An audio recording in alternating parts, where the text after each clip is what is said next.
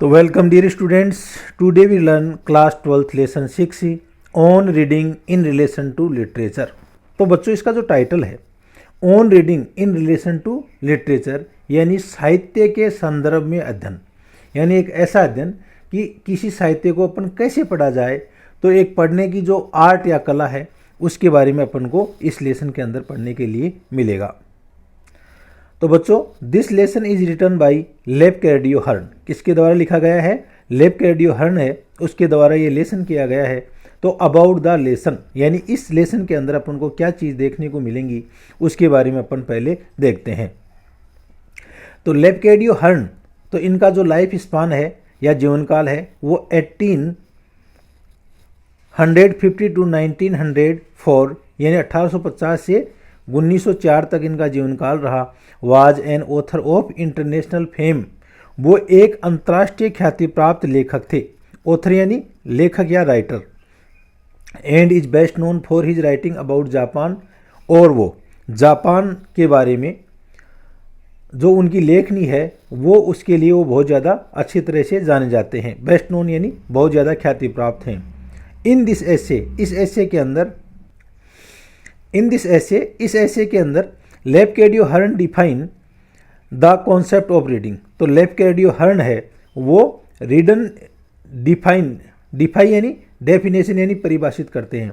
तो लेव कैरडियो हर्न है वो कॉन्सेप्ट यानी अवधारणा, पढ़ने की जो अवधारणा है उसको वो परिभाषित करते हैं, यानी कि किस तरह से किसी चीज़ को पढ़ा जाए इसके बारे में वो बताते हैं। विथ इट्स मीनिंग, इसका क्या अर्थ है। प्रोसेस एंड एम, यानी जो अपन पढ़ते हैं ना वो कैसे, तो उसकी अवधारणा तो क्या हो, उसका अर्थ क्या हो, उसकी प्रक्रिया क्या हो, और पढ़ने का एम या उद्देश्य या मोटो भी होना बहुत ज़रूरी है।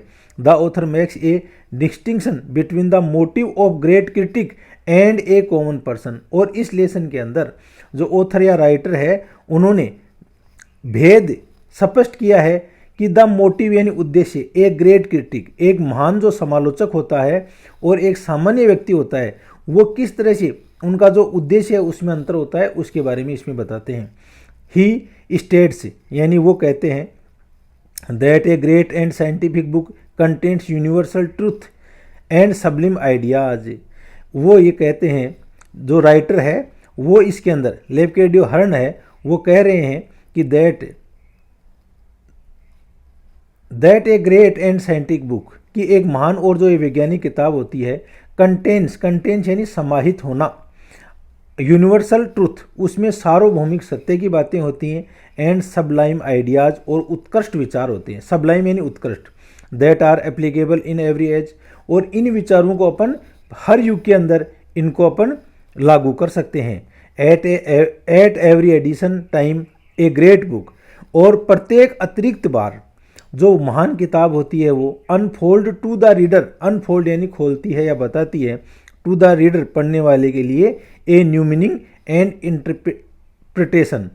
तो जो महान किताबें होती हैं वो पढ़ने वाले के लिए हर अलग बार जब वो पढ़ता है तो उसके लिए एक नया अर्थ है वो खोल देती हैं। And interpretation that leaves a permanent impression on his और हर माइंड, और इस प्रकार से इसकी जो इंटरप्रिटेशन है या व्याख्या है वो उस रीडर है उसके दिमाग के ऊपर स्थायी इम्प्रेशन यानी छाप है वो उसके दिमाग पर छोड़ देती है। तो बच्चों इसके अंदर जो main M of the writer लेव कैरडियो हर्न है वो ये बताना चाहता है कि एक सामान्य व्यक्ति है उसके पढ़ने के उद्देश्य क्या होते हैं, और एक ग्रेट क्रिटिक है उसका पढ़ने का उद्देश्य क्या होता है। उन दोनों की जो आइडियाज़ हैं उनमें भी बहुत ज़्यादा अंतर होता है, और एक जो ग्रेट बुक्स होती हैं वो हर युग के अंदर उनकी जो वांछितता है वो बिल्कुल सही लागू होती है। तो dear students, now we start original text. अपन ओरिजिनल टेक्स्ट है वो शुरू करते हैं। तो इससे पहले आप इस चैनल को सब्सक्राइब करो, इस वीडियो को अपने साथियों के साथ में शेयर करना जिससे उनको भी इसका लाभ मिल सके, और कमेंट सेक्शन में जाकर के कमेंट्स करें, और वीडियो को आप अच्छा लगे तो लाइक ज़रूर करें। तो बच्चों इसके अंदर अपन इसका ओरिजिनल टेक्स्ट शुरू करते हैं। तो इसके अंदर जो ओपनिंग लाइन्स हैं इसकी, उसके अंदर जो इसका राइटर लेव कैरडियो हर्न है वो क्या कहता है, वेरी फ्यू यानी बहुत कम, very few persons know how to read. अब देखो पढ़ते तो सब हैं लेकिन बहुत कम लोग ये जानते हैं कि कैसे पढ़ा जाए। Very few person know how to read, बहुत कम लोगों को पता है कि कैसे पढ़ा जाए। कंसिडरेबली एक्सपीरियंस, कंसिडरेबली यानी एनफ, एक्सपीरियंस यानी अनुभव with literature is needed before taste and discrimination can possible be acquired. तो पर्याप्त अनुभव विथ लिटरेचर यानी साहित्य के साथ में पर्याप्त अनुभव होना चाहिए। इज नीडेड बिफोर टेस्ट, इसकी आवश्यकता होती है जी इससे पहले कि हम इस टेस्ट यानी इसके प्रति रुचि रखें। एंड डिस्क्रिमिनेशन, और इसमें विभेद कर सकें। कैन पॉसिबली बी अक्वायर्ड, और संभवतः इसको प्राप्त किया जा सकता है। अक्वायर्ड यानी प्राप्त करना, यानी इसका जो साहित्य है उस साहित्य में पढ़ने के लिए रुचि और उसमें विभेद करने के लिए पहले इसके साथ में पर्याप्त अनुभव की आवश्यकता होती है। एंड और विदाउट दीज, इनके बिना it is almost impossible to learn how to read. It is almost impossible, और इसके बिना यह लगभग असंभव है कि किसी को ये मालूम चले कि लर्न हाउ टू रीड की कैसे पढ़ा जाए। ऐसे मैं कहता हूँ ऑलमोस्ट इम्पॉसिबल, और ये लगभग असंभव है। Since there are some rare man, और हालांकि यहाँ पर बहुत ही रेयर यानी दुर्लभ व्यक्ति हैं, यानी उन व्यक्तियों की संख्या बहुत कम है। Through a kind of inherited literature instinct, कि उन लोगों के अंदर इनहेरिटेड यानी जन्मजात, लिटरेरी इंस्टिक्ट यानी सहज ज्ञान होता है, साहित्यिक ज्ञान होता है। लिटरेरी यानी साहित्यिक, यानी ऐसे लोग बहुत कम हैं जिनमें जन्मजात साहित्यिक सहज ज्ञान होता है। Are able to read every well even before reading the age of reaching the age of 20 years. तो ये लोग होते हैं are able to read very well, कि ये पढ़ना बहुत अच्छा जाने। Even before reaching the age of 25 years, यानी 25 वर्ष की उम्र पहुंचने से पहले। यानी ऐसे लोगों की संख्या बहुत कम है जिनके अंदर जो जन्मजात ऐसा ज्ञान हो जो 25 वर्ष की उम्र से पहुंचने से पहले ही वो इसका अर्थ समझ लें। But these are great exceptions, लेकिन ये तो अपवाद होते हैं। ऐसे लोग अपवाद होते हैं, यानी इनकी संख्या बहुत कम होती है। And I am speaking of the average, and I am speaking about the general people. मैं यहाँ पर औसत या सामान्य लोगों की बात कर रहा हूँ, उनके बारे में बोल रहा हूँ। For to read the characters of the letters for the text, for to read the characters, और वो जो अक्षर हैं उनको पढ़ते हैं। ऑफ द लेटर्स यानी जो अक्षर हैं उनके जो करेक्टर हैं उनको पढ़ते हैं। फॉर द टेक्स्ट उस विषय वस्तु के, does not mean reading in A true sense, और इसका मतलब ये नहीं है कि वो सही रूप से उसको पढ़ रहे हैं। यानी कोई व्यक्ति कोई अक्षरों को पढ़ रहा है, इसका मतलब नहीं है कि वो उसके सही अर्थ में उसको पढ़ रहा है। You will often find your self reading words और करेक्टर्स ऑटोमेटिकली, और कई बार आप अपने आप को पाते हो। योर सेल्फ यानी अपने आप को, reading words and character automatically, automatically यानी स्वतः ही। कई बार आप शब्दों को और अक्षरों को अपने आप ही पढ़ते हुए पाते हो। Even pronouncing them quite correctly, और यहाँ तक कि उनका उच्चारण है वो भी आप शुद्ध रूप से कर रहे हो। While your minds are occupied with a totally different subject, और उस समय आपका जो दिमाग है वो पूर्ण रूप से जो अलग विषय या सब्जेक्ट है उसमें लगा होता है। दिस मैकेनिज्म, और यह मैकेनिज्म या प्रक्रिया है ऑफ रीडिंग पढ़ने की, becomes all together automatic at the early period of life. तो ऐसी प्रक्रिया है जो पढ़ने की ऑल टू बिकम्स यानी चलती रहती है साथ साथ में स्वतः ही हमारे जो अर्ली पीरियड ऑफ लाइफ, जीवन के प्रारंभिक समय में, जीवन के प्रारंभिक समय में हम जो अक्षर हैं उनको स्वतः ही पढ़ते रहते हैं। And can be performed irrespective attention, और इस प्रकार से हमारा जो ध्यान है वो अवांछित जो ध्यान है वो उसके अंदर लगा देते हैं। Neither I can call it reading to extract the narrative portion of a text, और मैं इसको ऐसे जो पढ़ने को कभी भी पढ़ना नहीं कहूँगा जिसमें to extract the narrative portion, जिसमें जो उसके अंदर नैरेटिव यानी वर्णन किया हुआ जो भाग है उसको एक्सट्रैक्ट यानी निकाला जाए ऑफ ए टेक्स्ट, एक विषय वस्तु का, फ्रॉम द रेस्ट शेष बाकी बचे हुए से, simply for one's personal amusement, किसी व्यक्ति के व्यक्तिगत आनंद के लिए। कोई आदमी अपने व्यक्तिगत आनंद के लिए किसी टेक्स्ट में अपना निचोड़ निकाल लेता है तो इसका मतलब ये पढ़ना नहीं है। और इन अदर वर्ड्स, और दूसरे शब्दों में, टू रीड ए बुक, किसी किताब को पढ़ना, फॉर स्टोरी, कहानी के लिए, yet most of the reading that is done in the world. और इस तरह की जो रीडिंग है वो लगभग संसार में की जाती है इन एग्जैक्टली दिस वे, बिल्कुल इसी तरह से। यानी ज़्यादातर लोग हैं वो अपने पर्सनल जो पढ़ते हैं वो पर्सनल में अम्यूजमेंट के लिए पढ़ते हैं। Thousand and thousands of book are bought everywhere, हजारों हजारों किताबें हैं वो प्रत्येक वर्ष खरीदी जाती हैं, एवरी मंथ प्रत्येक महीने खरीदी जाती हैं, और आई माइट इवन से एवरी डे, और मैं तो ये कह सकता हूँ कि प्रत्येक दिन खरीदी जाती हैं। By people who do not read at all, और जो लोग हैं who do not read at all वो उनको बिल्कुल भी नहीं पढ़ते हैं।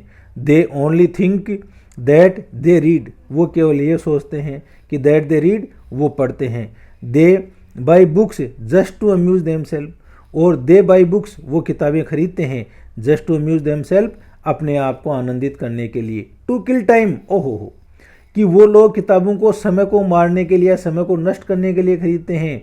एज दे कॉल इट, और इसको ये कहा जा सकता है इन 1 hour और 2 hour there I have passed over all the pages.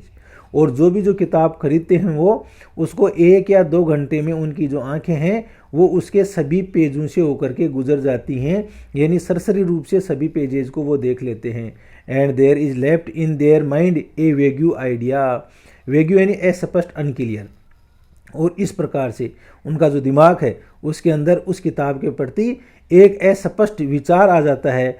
और to about that they have been looking at, और विचार क्या आता है कि उन्होंने उस किताब को देख लिया है। And this they really believe is reading, और इस प्रकार से उन लोगों को विश्वास हो जाता है कि हमने वो किताब पढ़ ली है। Nothing is more common that to be asked, और यहाँ पर कोई भी चीज़ इतनी सामान्य नहीं है जिसके बारे में पूछा जाए। Have you read such a book, क्या आपने ऐसी कोई किताब पढ़ी है। और टू हियर सम बॉडी से, या आपने किसी को यह कहते हुए सुना है I have read such and such book, मैंने अमुक और अमुक किताब पढ़ ली है। तो क्या आपने खुद ने ऐसी किताब पढ़ी है या किसी दूसरे को यह कहते हुए सुना है कि मैंने अमुक या अमुक किताब पढ़ ली है। But these persons do not speak seriously, लेकिन वो लोग जिन लोगों ने ये किताबें पढ़ी हैं वो लोग बिल्कुल गंभीर रूप से नहीं कह सकते। आउट ऑफ 1000 पर्सन हु से, आउट ऑफ 1000 पर्सन्स, और उन हजारों व्यक्तियों में से हु से वो कहते हैं आई हैव रीड दिस, यानी मैंने इस किताब को पढ़ ली है। और आई हैव रीड दैट, और मैंने उस किताब को पढ़ ली है।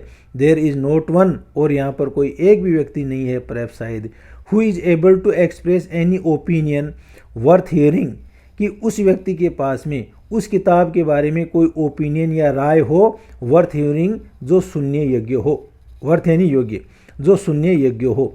अबाउट वाट, और इसके बारे में ही हैज़ बीन रीडिंग, यानी उसने about what he has been reading, कि वो ये बता सके कि मैंने उस किताब में क्या पढ़ा है। ऐसी राय हजारों में से कुछ लोगों के पास में होती है।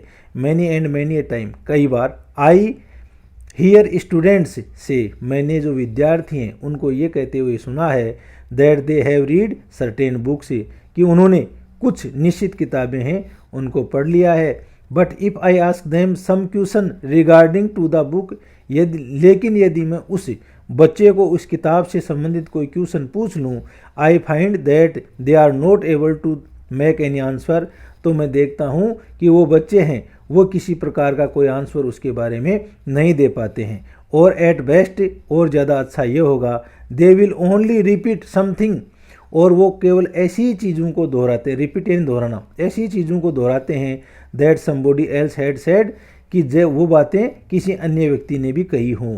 About what they think that, और वो इसके बारे में क्या सोचते हैं that they have been reading, जो उन लोगों ने पढ़ लिया है। But this is not peculiar to student, और ये बातें हैं केवल विद्यार्थियों के लिए ही विचित्र नहीं है। इट इज़ पिक्यूलियर यानी विचित्र या अजीब। It is in all countries, ये लगभग सभी देशों के अंदर है। The way that the great public Dior books, कि ये जो महान जनसंख्या है, पब्लिक है या लोग हैं, डियोर बुक्स, डियोर यानी निगल जाना, तो वो किताबों को निगल जाते हैं। कैसे निगल जाते हैं, लाया उनके पन्ने देखे और उनको रख दी। आई वुड से, और मैं तो यहाँ तक कहूँगा that the difference between the great critic, कि एक जो महान समालोचक जो भिन्नता है किस किस के बीच में, एक महान समालोचक एंड द कॉमन पर्सन और सामान्य व्यक्ति के बीच में, इज चीफली यानी इज मेनली यानी मुख्य रूप से, that the great critic knows how to read, कि एक जो ग्रेट क्रिटिक या महान समालोचक है वो ये जानता है कि कैसे पढ़ा जाए, and that the common person does not, जबकि जो सामान्य व्यक्ति है उसको इस चीज़ का मालूम नहीं है कि कैसे पढ़ा जाए। No man is really able to read a book, और कोई भी व्यक्ति है वो एक किताब को पढ़ने के अंदर योग्य नहीं होता, who is not able to express an original opinion, और जो सामान्य या जनरल व्यक्ति होता है वो उस किताब के लिए की जो ओरिजिनल यानी मूल भावना है उसको अभिव्यक्त नहीं कर पाता, यानी वो किताब क्या कहना चाहती है उसको व्यक्त नहीं कर पाता। Regarding the contents of a book, उस किताब में जो चीज़ कंटेंट्स यानी समाहित है या विषय वस्तु है उसके बारे में। तो इस प्रकार से एक जो अच्छी किताब होती है उस किताब के बारे में एक सामान्य व्यक्ति है वो उसकी ओरिजिनल जो फिल्म भावनाएं हैं या मूल बात हैं उनको वो अभिव्यक्त नहीं कर पाते। केवल एक ग्रेट क्रिटिक है वही इसके बारे में जानता है कि किस इसके अंदर ओरिजिनल क्या चीज़ है। तो thank you friends, next video में आपको अगला पार्ट बताया जाएगा। ओके।